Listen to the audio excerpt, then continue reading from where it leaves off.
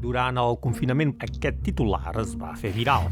La meitat dels homes diuen que són ells els qui a casa s'encarreguen dels nens. El 3% de les dones hi està d'acord. Aporto això no per debatre qui té raó, sinó perquè és un bon exemple del que s'anomena biaix egocèntric. La majoria de gent creu que la major part del treball la fan ells.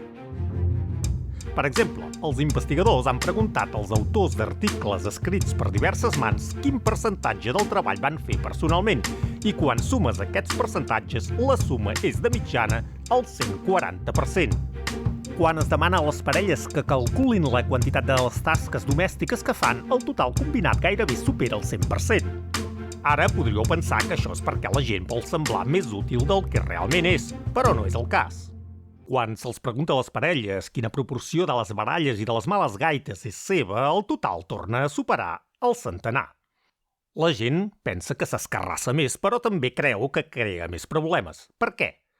Crec que simplement és perquè experimentes i recordes vívidament tot el que tu fas, però no tot el que fan els altres, així que naturalment sobreestimes les teves pròpies contribucions i subestimes les dels altres.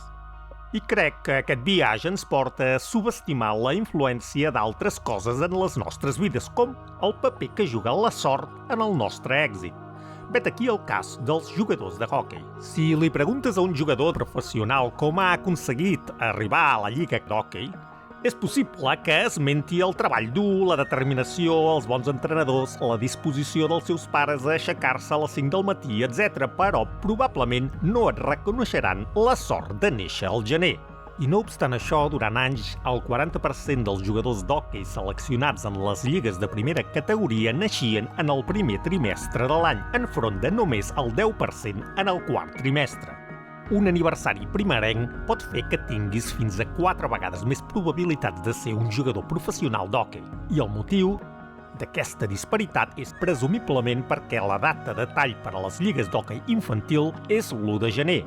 Els nascuts a la primera part de l'any són una mica més grans i, per tant, de mitjana més crescuts i ràpids que els nens de la seva lliga nascuts a finals de l'any. Ara bé, a mesura que creixen, aquesta diferència s'hauria de reduir a no res, però no és el cas. Perquè els menuts més prometedors passen més temps sobre el gel i participen en més tornejos on reben un millor entrenament i milloren les seves habilitats. I aquests avantatges s'acumulen any rere any, de manera que quan parlem de professionals, els aniversaris estan molt esbiaixats cap a l'inici de l'any. Algun jugador d'hoquei professional se sent agraït pel seu aniversari? Probablement no. I tots som així. En gran part aliens als cops de sort que acompanyen el nostre èxit. Gairebé segur que la sort més important de la qual gaudim molts de nosaltres és haver nascut en un país ric. Al voltant de la meitat de la variació en els ingressos per persones de tot el món s'explica pel país de residència i la distribució dels ingressos en aquest país. Si vas néixer a Burundi, que té la renda per càpita més baixa del món, $730 per any, no importa si ets intel·ligent o treballador, és poc probable que arribis a guanyar-te bé la vida. Hi ha qui s'ofèn si assenyaleu el gran paper que té l'atzar en el seu èxit. I ho entenc, perquè si només som un producte de les circumstàncies, el nostre esforç i el nostre talent sembla que no valguin per res. La gent pensa que ha de ser l'habilitat o la sort allò que explica l'èxit, però la veritat és que es necessiten totes dues coses. Agafem aquests 8 rècords mundials d'atletisme. Tots els atletes que aconsegueixen aquest rècord són, òbviament, de nivell mundial, extremadament preparats i competents. Tanmateix, quan van assolir els seus rècords mundials, 7 dels 8 van tenir el vent a favor. Encara que tots aquests atletes tenien la capacitat de guanyar una medalla d'or, per aconseguir el rècord mundial també els va caldre una mica de sort. La importància de la sort és proporcional a la quantitat d'aspirants a un nombre reduït de places. Dels més de 18.300 candidats del 2017, només 11 van ser seleccionats i es van graduar en el programa de formació d'astronautes. Vet aquí el procés de selecció. Suposem que els astronautes són seleccionats principalment en funció de l'habilitat, l'experiència i el treball dur, però afegim-hi un 5% com a resultat d'un cop de sort. Per cada sol·licitant vaig generar aleatòriament una puntuació per l'habilitat de 100 i també, aleatòriament, vaig generar una puntuació per la sort de 100.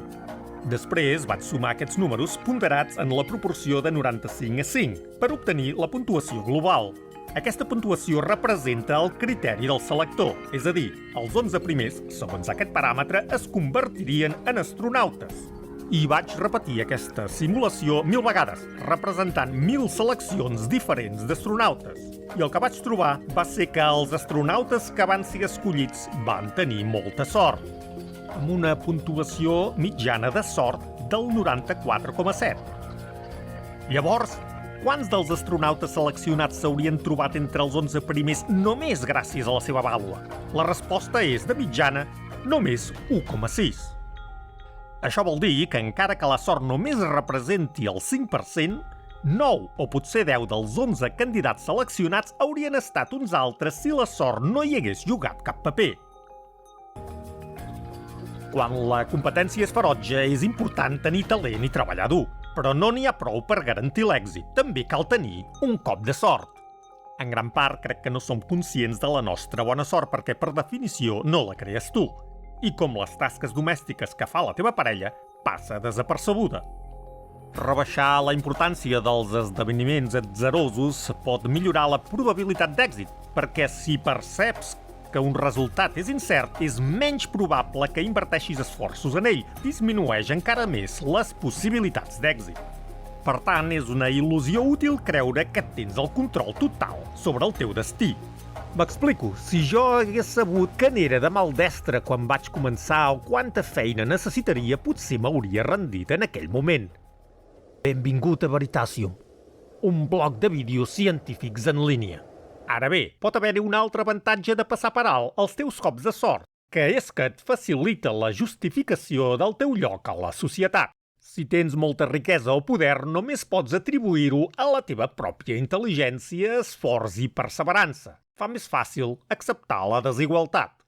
En un experiment, els participants es van posar en grups de 3 per discutir un problema moral complex, i una persona de cada grup va ser designada aleatòriament com a líder de l'equip.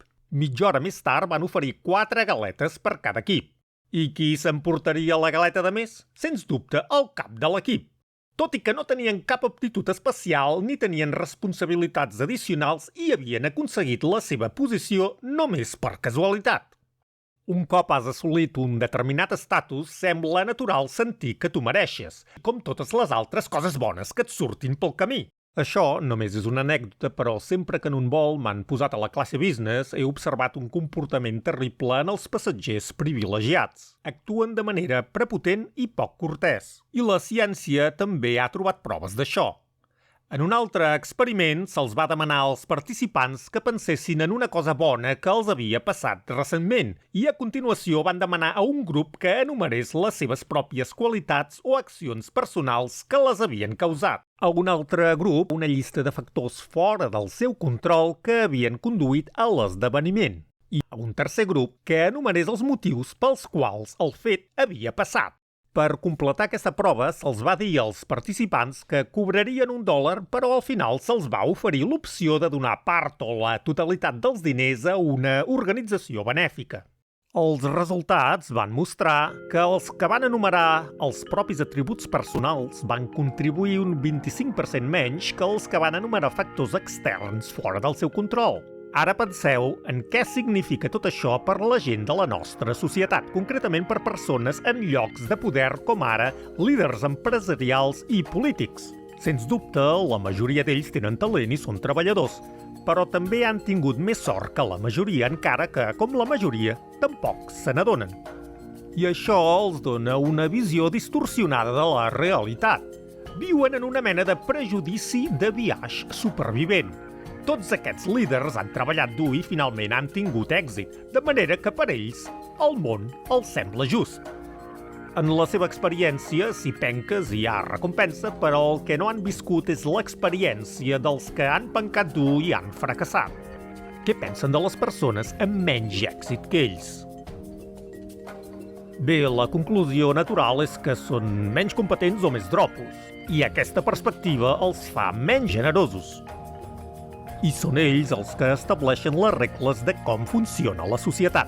I això és especialment lamentable, ja que una de les principals maneres en què molts de nosaltres tenim sort rau en el nostre país de residència. Però què és un país, excepte les coses que hi ha deixat la gent que hi va viure abans? Carreteres i escoles, transport públic, serveis d'emergència, aire i aigua nets i tota la resta.